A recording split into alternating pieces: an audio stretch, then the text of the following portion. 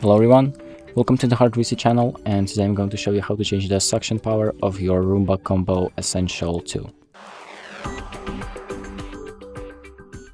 So the first thing we're going to do is open up the iRobot app with the Roomba connected to the app, and then we're going to scroll down to product settings,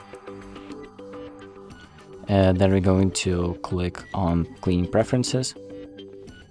Then click on this suction section right here, and here you have a few options that you can change. So for example, the lowest amount of suction, the medium power of suction, high, and maximum.